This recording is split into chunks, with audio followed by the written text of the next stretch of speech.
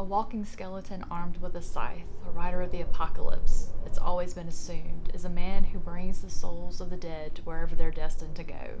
A death whose existence is a curse, where the other riders of the apocalypse are not his allies, but his enemies.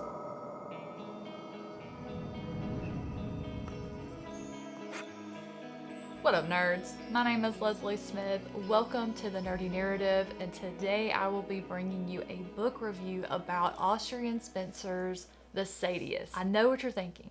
Wow, that cover is gorgeous. Give us a close-up. I will oblige. This is a beautiful cover. So there's bad news and there's good news. The bad news is this cover is out of print. The good news is that it will be re-released soon with a new cover by the amazing artist Daniel Serra. I've seen a sneak peek of what the Sadeiest cover is going to look like. It is amazing. I cannot wait to own that copy. As soon as it becomes available for purchase, I will absolutely let all of you know, as well as the release date for book 2. So let's talk about my experience reading The Sadeiest. I will include a link to my website in the description box down below to the full written review and the book description of this one if you need a little bit more information in making your decision on if this one is one you should pick up. The Sadeiest is the debut novel of Austrian Spencer. It began life as a graphic novel many years ago. Over the years, as the story grew and developed and evolved in the mind of Austrian Spencer, it expanded beyond a graphic novel into the full-length debut novel that we have here today.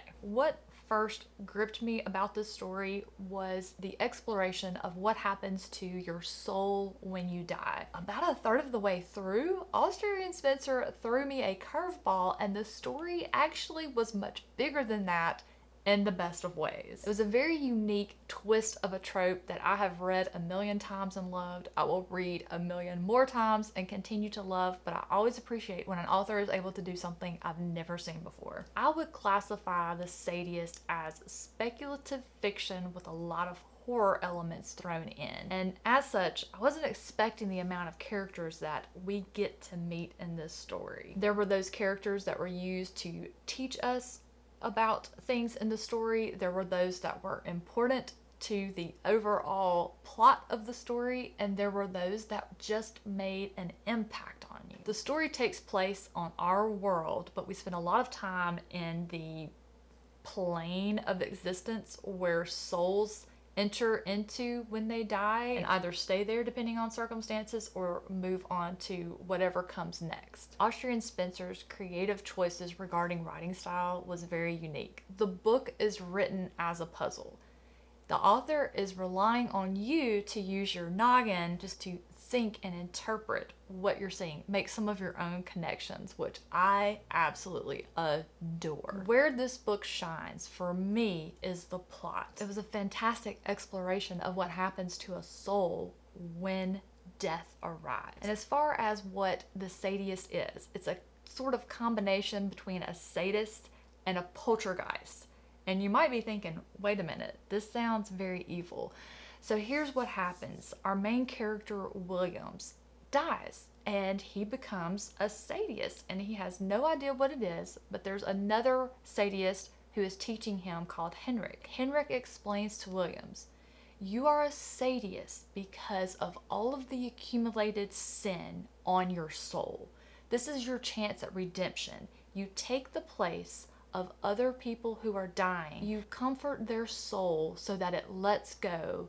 You go into that body and you experience whatever method in which they are going to die. You take that upon yourself, all of that pain and suffering. And each time you die for someone else, that ultimate sacrifice removes sin from you so that you're able to move to whatever comes next. That was enough for me. I was completely interested in reading all I could about that. But then all of a sudden I find out there is a harbinger, and where there's a harbinger, there are the horsemen of the apocalypse. They have returned to Earth to go to battle once again to bring about the end. And I mean, the manner in which the author used to describe the horsemen that made their appearance in this novel was just It was so good. I've never read anything like it before. Frank Peretti, eat your heart out. It was wonderful. The plot built so much intrigue over these different elements that I was just turning those pages. I flew through this book. I think I read 100 pages the first time I cracked it open. Over the course of this story, Heinrich is teaching Williams about what it is to be a Sadeiest, and as these two work together, their interaction and relationship molds and shifts and changes, and I really love what the author does with these two in regards to introducing the fact that